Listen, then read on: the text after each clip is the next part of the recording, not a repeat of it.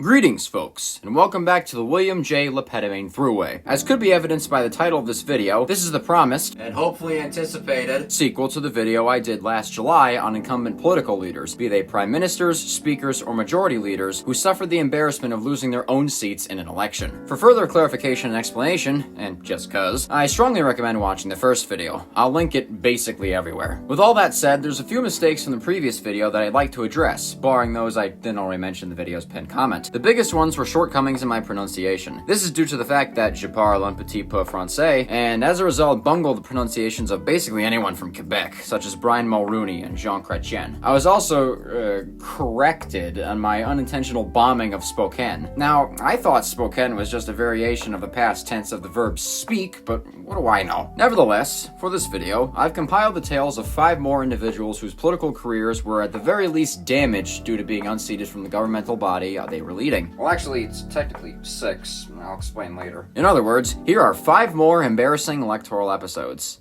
But seriously, go watch the first video if you haven't already. I don't intend to repeat myself any further. As it turns out, no country seems to be more affected by this humorous happenstance than Canada. But while looking around for more examples, you wouldn't believe how many fucking Canadian figures there were. In fact, there were 2, 3, 4, 2.5, I don't know, major profile examples I cut out in order to allow for a more diverse country palette. The story was too interesting to just pass up, so expect a part 2.5 at some point in the future. If you'll recall the last video, then you should remember that I talked about the progressive conservative wipeout of 1993. In a way, this first story was almost a prelude to Kim Campbell's crushing defeat. For this story, we must travel back to October 13th, 1987, for it was on that day that the Canadian province of New Brunswick held elections to its local provincial parliament. But what good is any story without a kooky cast of characters? Richard Bennett Hatfield seemed destined for a political career. His father served as a member of the federal parliament and had named his son after the incumbent prime minister at the time, R.B. Bennett. Both Hatfields were members of their respective conservative parties, with Richard leading the Progressive Conservative Party of New Brunswick for exactly 20 years. In 1961, Hatfield won a by-election to the Legislative Assembly of New Brunswick, replacing former Premier Hugh John Fleming, who'd set his sights on a federal seat. In 1966, he sought the party leadership, but couldn't put up a strong enough fight to the seatless winner, Charles Van Horn. When Van Horn failed to secure a seat for himself in the 1967 provincial elections, he called it quits, leaving Hatfield as the interim leader until he was officially elected as such in 1969. Hatfield's big break came on October 26, 1970, when he led the PCs to victory over Premier Louis Robichaud and the incumbent Liberals, securing a majority government. As Premier, Hatfield would consistently call elections every 4 years, winning in 1974, 1978, and 1982. The Liberals at the time found themselves divided, stumbling from leader to leader, with none of them being able to unseat Richard Hatfield. Even when the polls and trends seemed to indicate a Liberal victory, the PCs would prevail at the ballot box, with hardly any seat losses. Hatfield employed this underdog image extensively on the campaign trail, courting the Acadian vote in a way no Conservative had been able to in a good while. However, Hatfield's 17 years in office were by no means peachy clean. His government found itself embroiled in scandals several times, with a number of government ministers being caught engaging in corruption. Hatfield himself had his own laundry list of problems. On September 25th, 1984, while hosting Queen Elizabeth II on a royal visit, the Royal Canadian Mounted Police found 35 grams of marijuana in Hatfield's suitcase. He was charged with criminal possession of the drug just over a month later, and despite being acquitted, this incident greatly damaged his image. And just as this story began to die down, another one emerged. On February 9th, a young man alleged that he and 3 others had been invited to and attended an all-night party at Hatfield's home. At this party, the man alleged, Hatfield offered them marijuana and other drugs, personally using cocaine throughout the evening. Not helping these allegations was Hatfield's open admission that he would frequently invite people into his home, stating that his house is usually unlocked. It goes without saying that Hatfield either vehemently denied or ignored the allegations when asked about them. It was also a well-known secret, even at the time, that Hatfield was gay. He was a bachelor his entire life, though he never came out. For all of his peculiar and flamboyant attributes and the nature of his scandals, his critics gave him the nickname Disco Dick. In an uncharacteristic move, Hatfield waited until the final days of his legal government mandate before calling another election. The critics, of course, alleged that this was evidence that Hatfield was running scared. In this election, Hatfield would face a much more troublesome challenger from the Liberals than in any of the past 3 elections. A young and energetic lawyer representing Chatham named Frank McKenna. The PCs ran a status quo campaign, with Hatfield touting his previous underdog victories as a reason why the voters should re-elect him. By contrast, the Liberals had managed to reclaim favor from the Acadian electorate. The CBC reported that there were no safe seats for the Tories in the election, and that the usually out there Hatfield seemed bored with campaigning campaigning. Not helping this was that the PCs seemed to be turning the election into a referendum on Richard Hatfield himself, and when election day came, they paid the price. Frank McKenna and the Liberals won all 58 seats and a crushing 60% of the total popular vote. Yes, you heard that right. The Liberal Party won every single seat in the election, shutting out both the PCs and the New Democrats. Hatfield himself lost his own seat of Carleton Center by a walloping 19%. Because McKenna had no opposition in the government, several Liberal MLAs were appointed to the opposition's shadow cabinet, with future Premier Cometh becoming leader of the opposition. Eventually, a deal was struck in which the leaders of the Progressive Conservatives and New Democrats could question the McKenna government from the bar of the legislature floor. The PCs, though they'd been beginning to tear themselves apart during the last years of Hatfield's tenure, really began to tear themselves apart after this election, briefly sputtering out the Confederation of Regions Party, which existed for about a decade. As expected, Hatfield resigned as the PC's leader in the wake of his disastrous defeat. In 1990, Prime Minister Brian Mulroney, himself a progressive conservative, got Hatfield appointed to the Canadian Senate. He would serve the post until his death from a brain tumor on April 26, 1991. Frank McKenna would win 2 more elections before resigning in 1997, later serving as Canada's ambassador to the United States. As it turns out, New Brunswick is apparently no stranger to premiers losing their own seats. Just last year, PC Premier Blaine Higgs lost his own seat as Liberals won a landslide victory. It's worth noting that the 1987 election isn't the only time the Liberals won every seat in a Canadian election. The same thing happened in 1935, though on Prince Edward Island.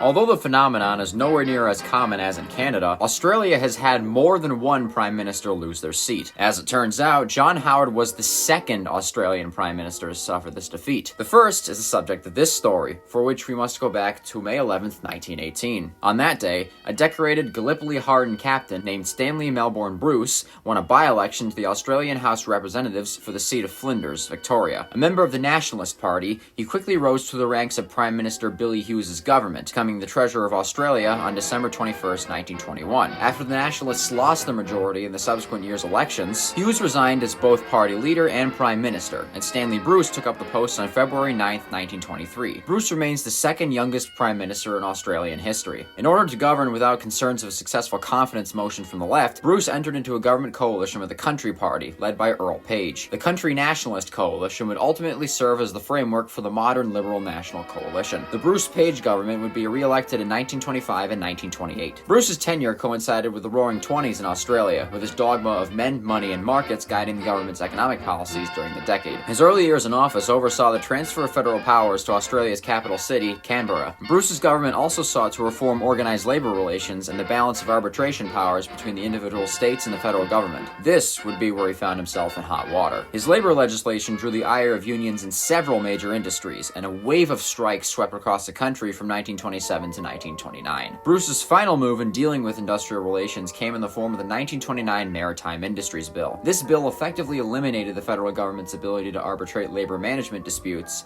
instead leaving that power to the individual states. When a vote on the bill was held on September 10th, 6 nationalist MPs, led by Billy Hughes, crossed the floor and voted alongside the Labour Party in favor of an amendment Hughes wanted to add. The amendment stipulated that the bill could only go into effect if the public came out and voted for it, either via a referendum or an early election. Despite Bruce's attempts to axe the amendment, it passed by a single vote, bringing down the Bruce-Page government and triggering another general election for October 12th. In the election, Bruce sought re-election in Flinders, facing off against the Labour candidate Jack Holloway. Holloway had challenged Bruce for the seat in the previous year, but handily lost the race. However, by this point in 1929, the economy was slowing down, and the coalition's image had been severely damaged by organized labor's backlash against anti-union legislation, as well as the governmental infighting between Hughes and Bruce. When the returns came in, Bruce must have been astonished to find out that Holloway had defeated him by a mere 60 votes. On the national scale, Labour had won their first election in 15 years. As a matter of fact, Labour won in a landslide, flipping 15 to 76 seats and winning 48.8% of the popular vote. On October 22nd, Labour's leader, James Scullin, took office as the 9th Prime Minister of Australia. With such a commanding House majority, Scullin and the Labour Party hoped to improve the relations between organised labour and the government and put a halt to Bruce's attempts to decentralise centralized arbitration powers. They could all look with optimism towards the future, for all of 2 days. The Black Thursday market crash happened just 2 days after Scotland had formed government, and the Great Depression soon struck Australia. The Scotland government quickly found themselves enemy number one for the public, and by 1931 the government had collapsed into infighting as party dissidents began breaking into their own factions. The Nationalist Party had reunited itself, consolidating into the United Australia Party, under the leadership of an ex-Labour dissenter, Joseph Lyons. Though Stanley Bruce was no longer a party leader, he joined the UAP and managed to win back his seat of Flinders in the 1931 elections, in which Scotland was crushed by Joseph Lyons. Bruce would resign from his seat in 1933, becoming Australia's High Commissioner to the United Kingdom, serving the post until 1945. For his later work in trying to combat world hunger and food insecurities, the Australian government nominated him for the Nobel Peace Prize. In 1947, he became a Viscount in the British peerage, the only Australian Prime Minister to do so. He lived the rest of his life in London and died at the age of 84 on August 25, 1967. Per his requests, and in recognition of his government's work focused on the city, his remains were scattered throughout Canberra.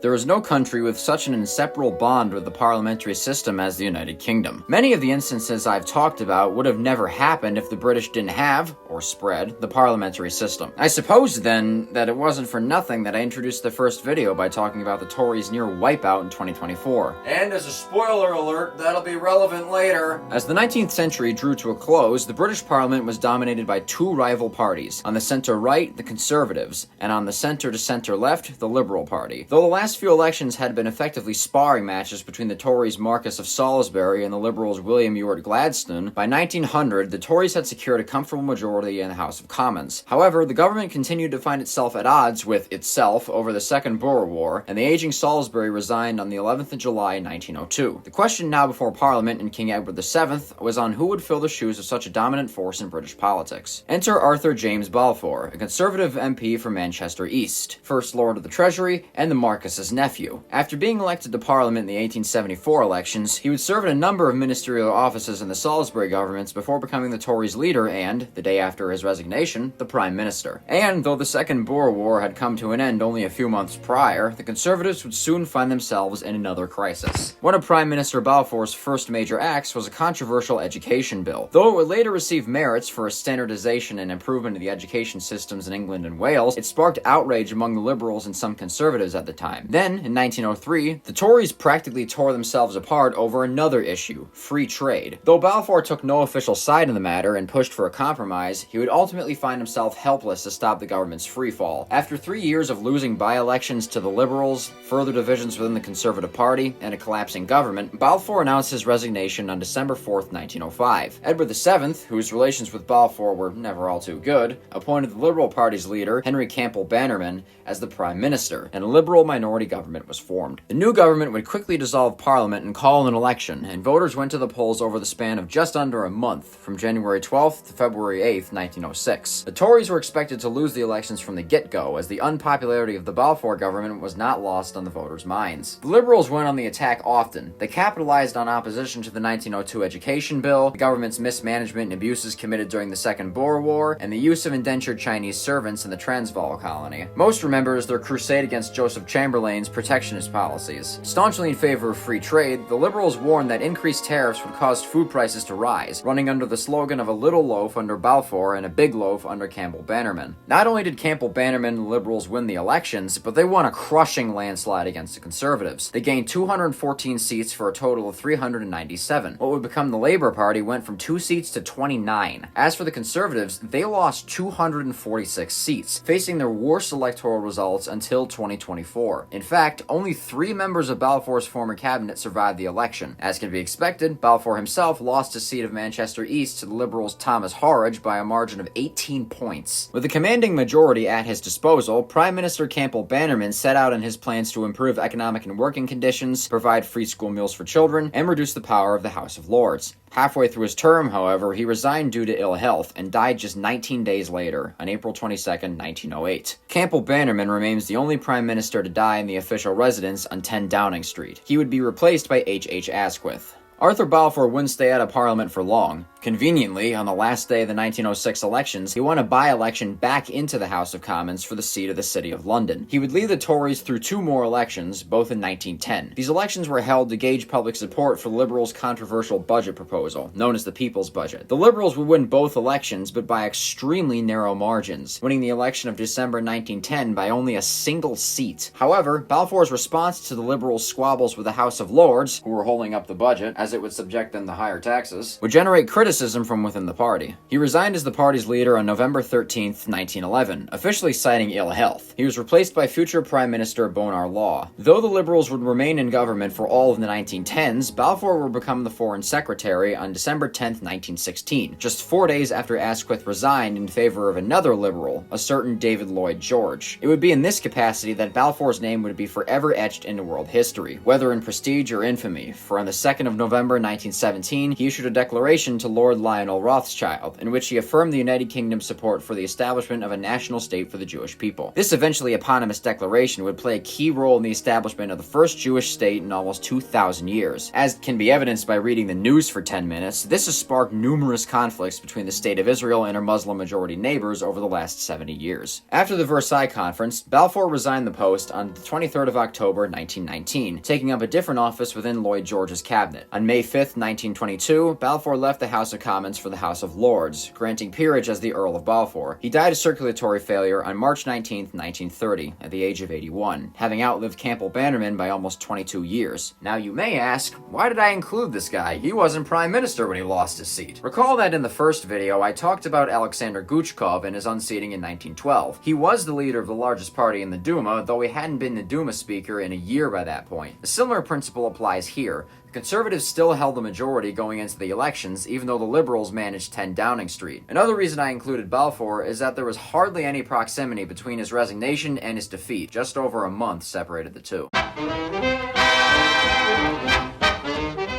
Canada, Canada, Canada. So we meet again. While this is yet another provincial example, the circumstances that led to this amusing anecdote are radically different from those in 1987's New Brunswick. But I suppose I ought to stop digressing and get down to brass tacks. George Alexander Drew, a member of the Progressive Conservative Party of Ontario and a war-wounded veteran, began his professional career as a lawyer in the city of Guelph. He held a number of minor political and judicial offices throughout the 1920s, including the mayorship of Guelph and chairman of the Ontario Securities Commission. In 1936, he sought the leadership of the PCs to succeed former Premier George S. Henry. However, he polled second at the convention and unsuccessfully contested his seat in the Legislative Assembly of Ontario the next year. When party leader William Earl Rowe faced defeat against the governing Liberals and called it quits, Drew ran for the leadership again in 1938 and won. Does this sound familiar? Stop me if you've heard this already. On February 14th, 1939, Drew managed to win a by-election and finally enter the Ontario Parliament to face a mess. Liberal Premier Mitchell Hepburn's unpredictable and erratic behavior had caused a split in the party and government. He found himself getting into numerous spats with Liberal Prime Minister Mackenzie King and resigned amidst the chaos in 1942. All while this was going on, Drew and the PCs prepared for the 1943 provincial elections. Both the Liberals and PCs campaigns laid siege against the Cooperative Commonwealth Federation, a socialist party that later became the New Democratic Party. The elections resulted in a 38-seat minority government for Drew. Liberal Premier Harry Nixon wouldn't even get to form the official opposition, as the CCF under Ted Jolliffe came in second with 34 seats. Drew took office as the 14th Premier of Ontario on August 17, 1943. Premier Drew helped steer the party in a similar leftward shift as the National Progressive Conservatives, promising to implement welfare programs such as Medicare, though not being successful in doing so. He also implemented a controversial education policy that mandated religious education on Ontario schools, known as the Drew Regulation.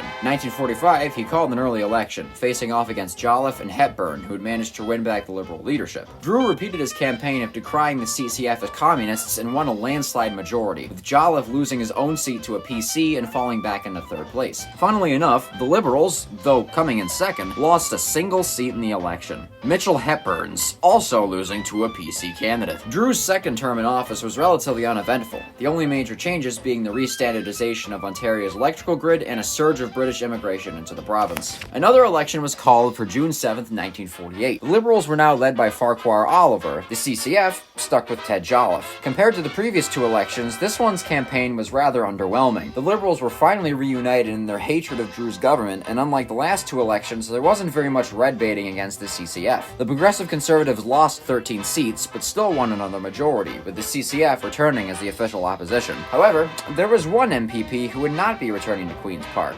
George Drew.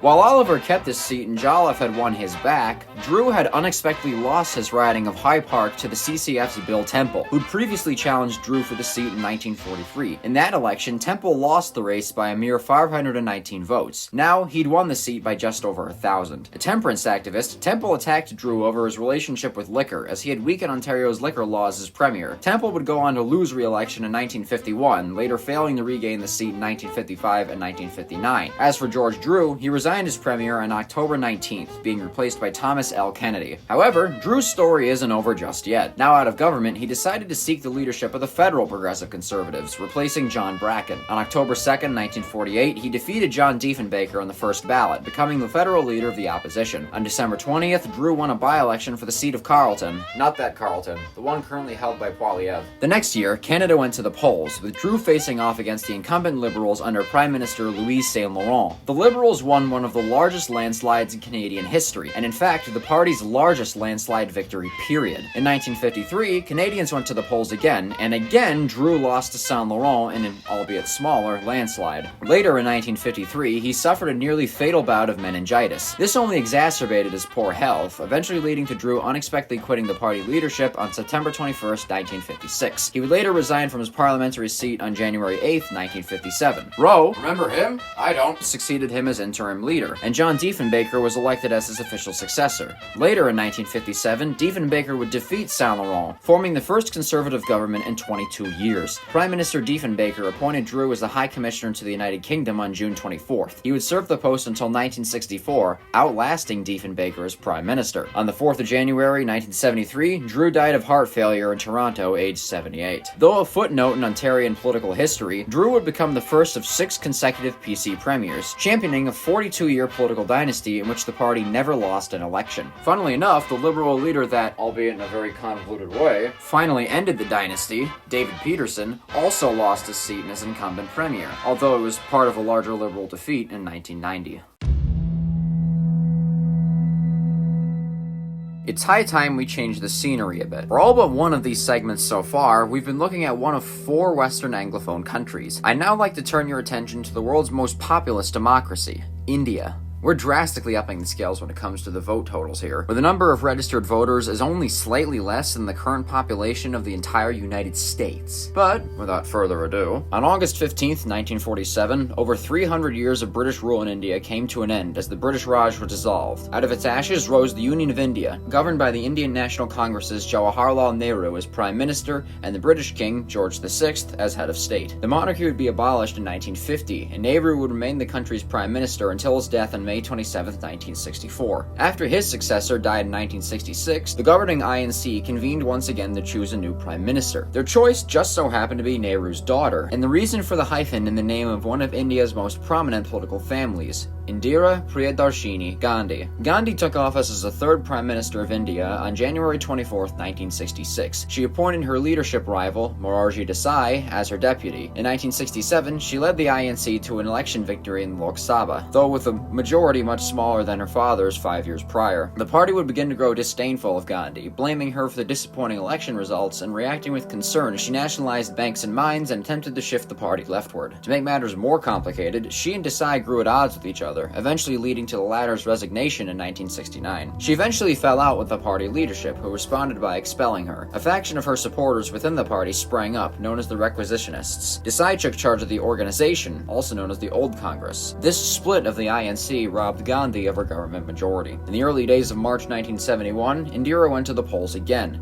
Campaigning on a slogan of Garibi Hatao, Gandhi and the Requisitionists won back a majority. As a matter of fact, it was a landslide. However, just a week after her 3rd government government was formed, a brutal independence war broke out in East Pakistan. On December 3rd, India declared war on Pakistan, intervening in favor of the Bengali rebels. 13 days later, Pakistan surrendered, and Bangladesh's independence was secured. Thanks to this decisive victory, Gandhi would be revered as a Hindu goddess by the Indian people. However, her popularity was about to go south yet again. She faced the international oil crisis and student protests throughout 1973 and 1974. Then, on June 12, 1975, the Allahabad High Court overturned her 1971 election victory for the seat of Rae-Bareli. Though she had won the seat with an overwhelming margin, her opponent, Raj Narayan, sought to have the result annulled, alleging that Gandhi had used government resources to fund her own personal campaign. The court declared Narayan the winner and barred Gandhi from holding office for 6 years, but allowed her to remain in office until the appeal sheet filed was addressed. On June 25th, however, a state of emergency would be declared at the insistence of Gandhi, known to Indians simply as the emergency. Mere days after the emergency began, most opposition leaders, including Desai and Narayan, were arrested and jailed in secret locations. Journalists were also rounded up and arrested, and the press was heavily censored. Strikes were banned, trade unions were suppressed, and numerous human rights violations were reported. In a matter of weeks, Indira Gandhi had completely consolidated power for herself and ruled by decree. It was during this time that Indira's son, Sanjay, became a notable force within the government. A compulsory sterilization program implemented at his behest sparked widespread public dissent in the countryside. Some historians nowadays postulate that Indira utilized the lack of an opposition to prepare Sanjay for the prime ministership. Because of the emergency, the elections regularly scheduled for 1976 were postponed indefinitely. In an unexpected move, however, on January 18, 1977, Indira Gandhi requested the immediate dissolution of the Lok Sabha and called elections to be held from March 16th to March 20th. Gandhi hoped that by winning the elections, she could justify beginning the emergency and at the same time demonstrate public support for her actions on the world stage. She also hoped that good harvests, slowing inflation, and the successful redistribution of land to the lower castes would be enough to see her faction of the INC re-elected. Sanjay Gandhi sought election to the seat of Amethi, and his campaign generated a lot of positive buzz from both the media and political classes. Just 5 days after the elections were called, the old Congress and 3 other opposition parties joined forces to create the Janata Party, or People's Party. Morarji Desai would become this new party's leader. The party went on the offensive during the campaign, attacking Gandhi's abuses of power and human rights violations during the emergency. In Rae-Bareli, Raj Narayan once again challenged Indira Gandhi. Even though Narayan was a socialist, he ran under the Janata banner. When the final results arrived, Narayan had defeated Gandhi by over 16,000 votes, a 16.6% margin. Sanjay lost his race in Amethi by an even wider 26% margin. Nationwide, the requisitionists were crushed, losing over half their seats in government. With the Janata majority secured, Morarji Desai became the oldest man to ever take office as the Prime Minister of India, forming a government on March 24th. Not long after leaving the Lok Sabha, the Desai government would file charges against Indira and Sanjay. In protests, 2 of her supporters hijacked a plane in December 1978. The plot failed when they landed the plane and a number of passengers escaped. The charges would not be dropped until after the Janata Party lost power. Speaking of the Janata Party, it was tearing itself apart. Raj Narayan became the Minister of Health and Family Welfare in the Desai government, but was forced to resign in mid-1978 due to major ideological differences between the 2 figures. Also in 1978, Indira would return to the Lok Sabha in a by-election, and the requisitionists would rebrand themselves as the INC-I, the I standing for Indira. On July 28, 1979, as the Janata Party split itself in 2, Morarji Desai resigned as Prime Minister, being replaced by his deputy and on-and-off ideological adversary, Charan Singh.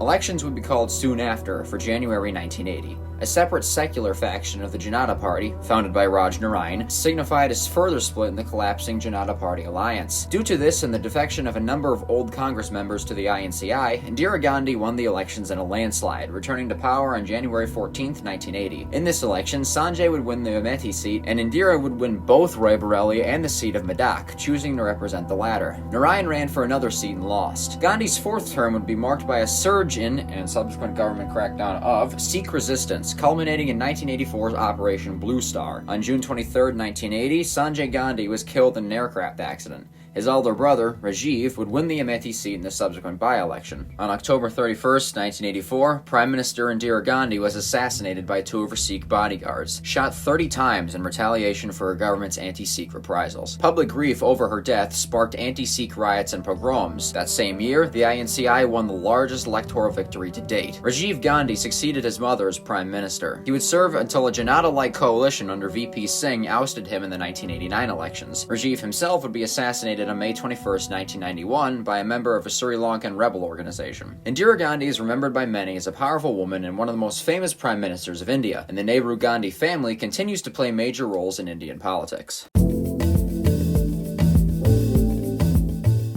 So, remember when I said that there were 5 individuals about whom this video has discussed ad nauseum? I lied. This last one is effectively a dishonorable mention, if you will. It was a story someone pointed out to me in the comments of the last video, and upon digging into it a little bit, it's a story too interesting to pass up. And so, without further ado, here's our final tale for today, and the dishonorable mention of this bunch. Michael Grant Ignatieff moved around a lot as a child. His father was the son of a prominent Russian count and a prominent Canadian diplomat, having fled into exile there after the Russian Revolution. He finally settled in the United Kingdom, living there for 22 years and becoming a well-known broadcaster and prize-winning author. In 2000, he moved to the United States, taking up a position as the director at Harvard's Carr Center for Human Rights Policy. In 2005, he moved back to Canada and became a professor for human rights policy in the University of Toronto. At about the same time, speculation from within the governing Liberal Party began to emerge about the possibility of Ignatieff seeking a seat in Parliament. Those speculations would blossom into actuality when, in the 2006 elections, Ignatieff sought and won the Toronto-based seat of Etobicoke Lakeshore. However, the Liberals as a whole would lose those elections, with a recently reunified Conservative Party under Stephen Harper winning a minority government. Now ousted Prime Minister Paul Martin stepped down as the Liberals' leader just 2 months after the election. Ignatieff now sought to replace him. On December 3rd, 2006, the leadership convention concluded, with Ignatieff narrowly losing to former Environment Minister Stéphane Dion on the 4th ballot. The Harper government would struggle to get legislation passed through the House of Commons due to the larger opposition, and Canadians would go back to the polls in 2008. Dion led the Liberals to an even greater defeat, with Harper walking away with a slightly larger minority government. He would resign as Liberal leader 2 months later, and as deputy leader, Ignatieff would take over as the interim leader until the next leadership convention. On May 2nd, 2009, the convention concluded with Ignatieff winning the party leadership unopposed. When the Great Recession struck Canada, it was now up to Harper to ameliorate the damage and get the economy back on its feet, all with a majority opposition that found a problem with just about everything he wanted to pass. After a chaotic Christmas proroguing, Harper delivered a number of economic stimuli. By 2012, Canada was running a deficit, but it had emerged from the recession quicker than most other Western nations and with fewer economic scars. However, Harper's attempts to govern as if he had a majority continued to foment frustrations among the 3 opposition parties, and it all came to a head on March 25th, 2011. By just 11 votes, a no-confidence motion proposed by Ignatieff passed, citing the government for contempt of Parliament over Harper's refusal to disclose information about certain government expenditures. And thus, yet another election was called for May 2nd, exactly 2 years after Ignatieff won the Liberals' leadership. At the surface, the main issue during the campaign was healthcare. However, this extended month from March to May would quickly delve into a classic left-right smackdown, rife with attack ads from everybody. The Liberals and New Democrats attacked Stephen Harper over his refusal to cooperate with opposition parties and his lack of on-the-ground campaigning. They also continued to accost the Prime Minister over the spending plans that had caused the contempt citation and his continued silence on such matters. According to Ignatieff, this election had to happen because Harper didn't respect the democratic process. The Conservatives attacked Ignatieff as an arrogant snob, portraying his recent return to Canada as mere opportunism. They ran a series of attack ads in which they claimed Ignatieff was just visiting, while Harper was here for Canada. The NDP, led by veteran leader Jack Layton, ran a radical platform that included the abolition of the Canadian Senate, implementing a proportional representation system for parliamentary seats, and doubling the benefits of the Canadian pension plan. Layton had always been a charismatic campaigner, but as April went along, the NDP experienced a polling surge, initially in Quebec, where Layton had appeared on a popular talk show. The combination of Harper and Layton's attacks and the eventually nationwide NDP surge caused Liberals' polling numbers to tank, and the fate of the party would effectively be secured at the English leaders debate. Everyone's cards and baggage were on the table. After the first question, Bloc Québécois leader Gilles Duceppe began his response by stating, I would first like to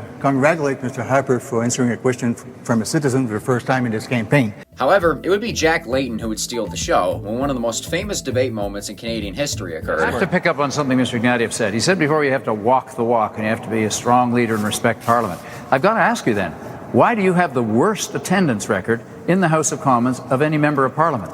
If you want to be Prime Minister, you better learn how to be a member of Parliament first. You know, most Canadians, if they don't show up for work, they don't get a promotion. Partially thanks to this, the NDP's polling numbers continued to increase. Many felt either Layton or Harper had won the debate. When election day arrived, Stephen Harper had finally won a majority. And in a shocking second place came the New Democrats, gaining 67 seats and, for the first time ever, forming the official opposition. Nicknamed the Orange Crush, this showing is, to date, the party's best performance since its founding in 1961. In Quebec, the NDP swept out both the Liberals and the Bloc, which only runs candidates in Quebec. As expected, the Liberals Liberals did terribly, losing over half their seats, including in Etobicoke Lakeshore. There, Michael Ignatieff lost to the Tories' Bernard Trottier by a 5% margin, or 2,869 votes. Trottier himself would lose the riding just 4 years later by a 21-point margin. Unfortunately, Jack Layton would only serve 2 months as leader of the opposition, succumbing to a sudden cancer on August 22, 2011. The party would beat itself up for a little while before electing Tom Mulcair as his successor. To this day, I and many others believe that if he had lived, Layton would have at some point become the Prime Minister.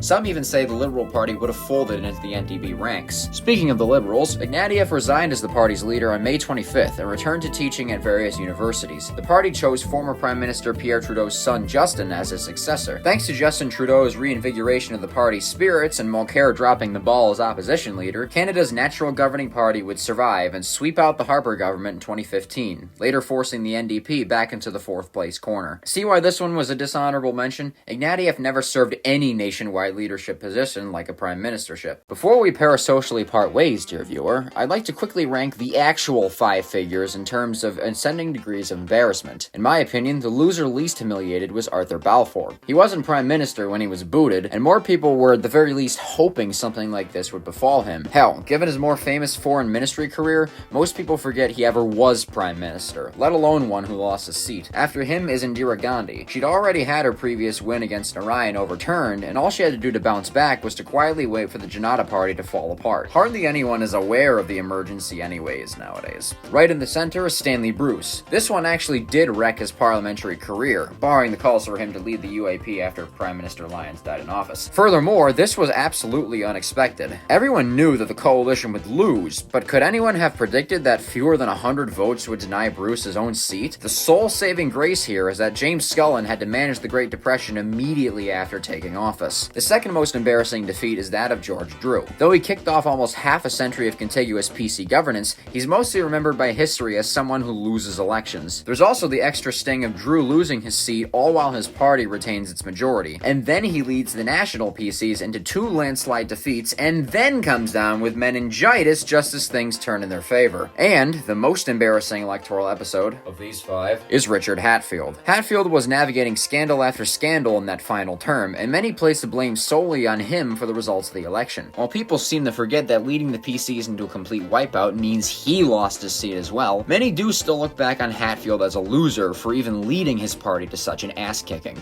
But I know all about goats, and that's a killer goat. Look at him. Look at him. He's in that attack position. in conclusion, incumbent leaders losing their seats is perhaps not as uncommon a phenomenon as one may think. Though I've only discussed 11 figures here, there were plenty of others, most of whom were Canadian, whose stories I'll leave for you to discover. There is one truth that's absolutely concrete with regards to these phenomena, however. They're pretty embarrassing, and as a result, pretty funny every time they happen. Well, at least to me. As per usual, leave your thoughts in the comments. Remember as well to like the bash smutton and, subscribe. If you still have yet to watch the first video, I can't say anything other than go watch it right now. Hopefully sometime later this year, I'll make that part 2.5 video. And, much like ours through the sand glass, drink your water and stop falling over.